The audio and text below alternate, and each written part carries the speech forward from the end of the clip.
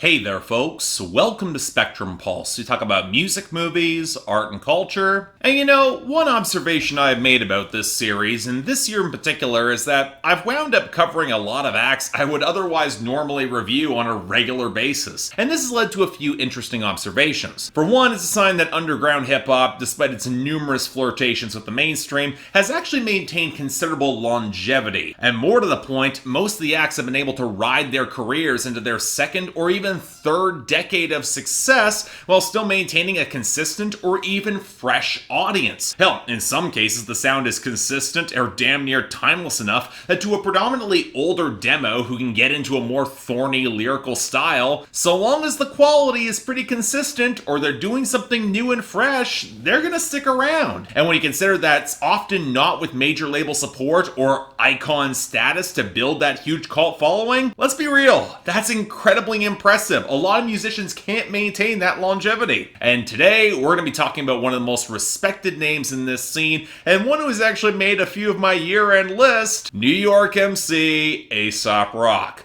Known for his phenomenal vocabulary and his eclectic sense of storytelling, he got his start with his university friend and producer in his own right, Blockhead, and in the late 90s he self-financed a limited project, Music for Earthworms, primarily promoted online through his own website and mp3.com, avenues for expanding underground hip-hop that were in their infancy of being tapped. And after a quick EP, he won over just enough traction to get signed to predominantly electronic music label Mush Records for 2000's album Float, which featured production both from him and Blockhead and a few notable guest stars, like Vast Air of Cannibalox and Slug of Atmosphere. And yet, I'm not discussing that project specifically, mostly because you can tell Aesop Rock was still refining a lot of his style, with his manic depressive nasal delivery and content that still reflected some real rough edges. Still really damn good as an album, especially given its melodic focus and how damn quotable that he's always been, but the hooks weren't all the way there, the vocal layering was a little slapdash, and there is an overwritten sense of anxious panic that really cannot sustain the hour-plus runtime, even if it did match the sharp criticisms of the system that left an entire class of people struggling to stay alive at the very bottom. It's smart enough to know it, but also seeing no easy way out. And thus, when I discovered in 2001 that Aesop Rock had a nervous breakdown, well, I'm sad to say, didn't really surprise me. But regardless, he had also signed to LP's label Def Jux, and on his next album he was looking to expand upon a lot of the themes that he had introduced on Float, which would become, to many, his breakthrough project. So yeah, it's here. Today we're going to be talking about Aesop Rock's 2002 album Labor Days, and this is Resonators. So we've got something of a unique quandary with this album, because you can argue that Aesop Rock hasn't just remained relevant within underground hip-hop to this day. He put out an album this year that's pretty damn great, but he's arguably received more popular attention in the past couple of years thanks to increased activity, which translates to me approaching an act that I don't just know, but for whom I could probably call myself a fan. Now, if you know me, that doesn't mean I'm about to be any nicer here, but it also means that not only have I heard this album before, I'm also a lot more familiar with Aesop Rock's career progression to get to this point. And while I'm inclined to say that this is indeed one of his best albums, I'm also very much aware of how he has improved as an MC over the past 15 plus years. Even that overwritten nasal delivery and bending rhyme structures still does remain very familiar and very likable. And let me make this clear, Aesop Rock's approach to both delivery, vocal layering, and overall composition has improved. For one, he cares a little bit more about a solid hook, and while he's always been able to find odd pockets in the beat to work his unique cadence, in comparison with a greater embrace of groove on his later albums, he prefers to just stack his ad-libs and fill up his bars through binaural pickups that occasionally can ramp up a claustrophobic feeling that might be intentional and appropriate for this sort of subject matter, but can definitely feel kind of draining on an album that stretches out over an hour. It's an underground hip-hop album, of course it does. More to the point, point, while I've always said that A$AP Rock is the sort of rapper who can be understood if you're willing to put in the time and can appreciate his vocabulary, this is absolutely still the era where he's opting for less of the plain-spoken fables and personal anecdotes that have given albums like The Impossible Kid their human connection, and more instead for the increasingly cluttered, dizzying wordplay, which with fewer hooks means that the album can feel kinda daunting, a lot less accessible, even for fans of underground hip-hop. Now, all that being said, A$AP Rock has always had an impressive amount of exasperated hangdog charisma, and especially with the framing of an album like this, it's not at all surprising that folks have considered this one of his most naturalistic and relatable projects in his early years. And let's be honest, it really is. And thus, we really have to start off with that concept and a lot of that framing. Labor and work, in a society that lionizes and promotes it while reaping the vast majority of their rewards and not passing it down to the people who actually put it in, no matter what the industry or job, be it blue collar or white collar, as the opening words of the first song assert. In other words, if you're looking for a record that's damn near socialist in its a ruthless dissection of industry, to say nothing of the social and cultural trends that reinforce it, especially religion, and the privilege that will then rig the game and puts the lie to the everyone can make it aspirational framing, really is Labor Days. But here's the thing about this album. For as really political as it can be in dissecting the system, it's not one that's framed to be revolutionary or disruptive enough to break it. It's really building off of a lot of the same themes on Float. Indeed, for as downbeat as A$AP Rock can be, not only does he admit that he's just as much of a part of that system, he's also just as hypocritical for buying in to some extent,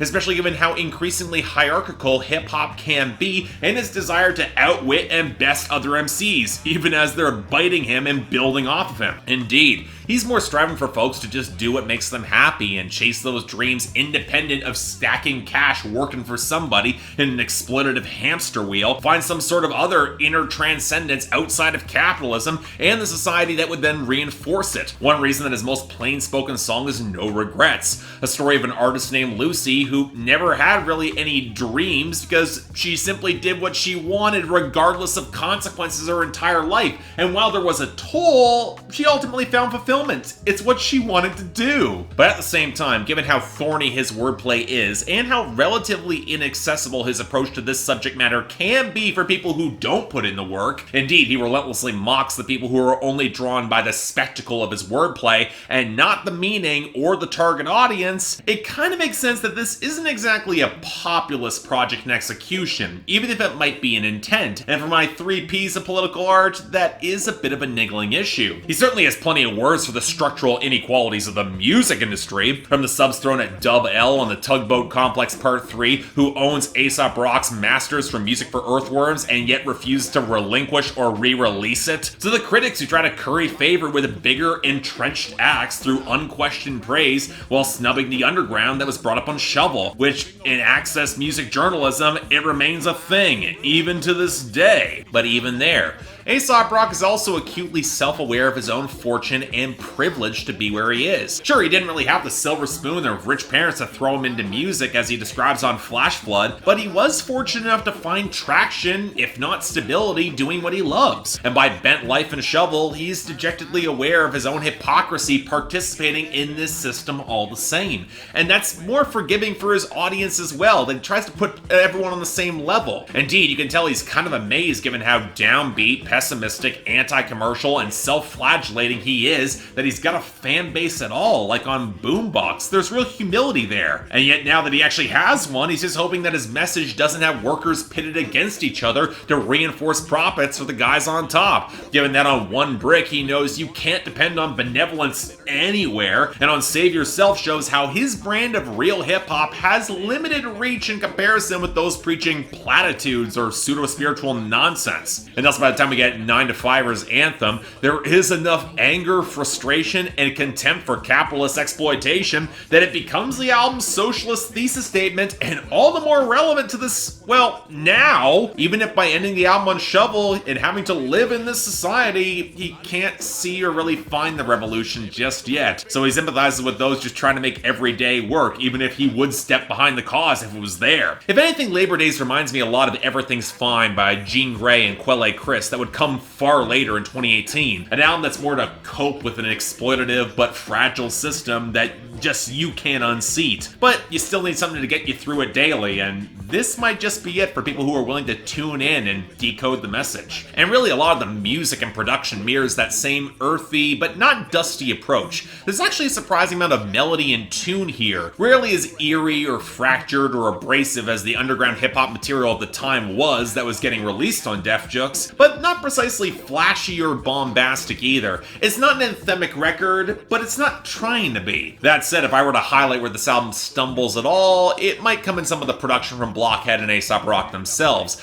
Not that it's bad across any stretch, but that it's just not quite as colorful or punchy as the writing itself. Now granted, if you give them a horn-lined woodwinds or a good bass guitar, Aesop Rock can make a lot out of it, like the flat sizzle of Labor, the interweaving flute and bass harmonies on Daylight and Bent Life, the spare bassy claps and sax on One Brick and Coma, the bass play off the harmonica on the Tugboat Complex Part 3, and especially against those grainy gurgles and twinkles on 9 to 5ers Anthem, and then the skittering, tragic elegance and surprising punch on Boombox and Shovel. But then we get beats like the weird fluttery cascades on Save Yourself, where the percussion is surprisingly complex and sounding really organic, or the strings leaking into the gentle patter on Battery off the thinner hi-hat and the trumpet flute interludes, or of the old school hip-hop skitter behind No Regrets with the flattened strings, the cooing backing vocals that are really all over the album, and a lot of scratching. Really, the songs I wind up liking the least in this album are just where the tones just don't quite click as deeply, like the Indian-inspired warbles running behind Flash Flood, or the slightly off guitar flutters and oily smolder of the Yes and the Y'all, and along with a few quibbles surrounding the vocal layering and some tinny compression that he occasionally uses around those vocals. Let's be honest, these are minor issues indeed. I would struggle to find a less than good song here. So yeah, to the surprise of nobody, the album's pretty incredible.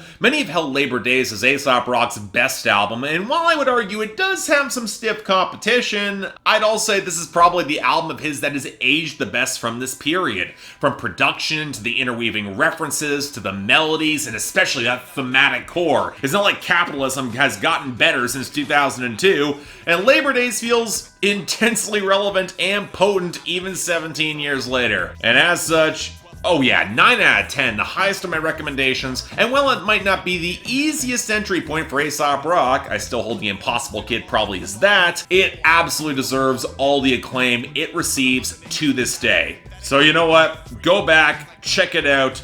It's definitely worth all that work. So yeah, thanks a lot for watching. Like to like and subscribe, I'd be more than grateful. Yeah, this was an episode of Resonators I had a lot of fun with. I've heard this album plenty of times. I own it on vinyl, and I was really happy to talk about it. But if you want to buy or stream it, links down there below, and I got the poll up there. I am curious where people will fall on this coming from later from Aesop Rock's career, especially considering the diehard fans where this falls in their own personal hierarchy and ranking. Beyond that, anything else I might be able to do to improve my presentation, I'm all ears. And if you're looking for, say, the newest episode of Billboard Breakdown, or other album reviews, or other episodes of Resonators, links in the card right over there. But till then, I'm Mark, you're watching Resonators on Spectrum Pulse, and I'll see you next time.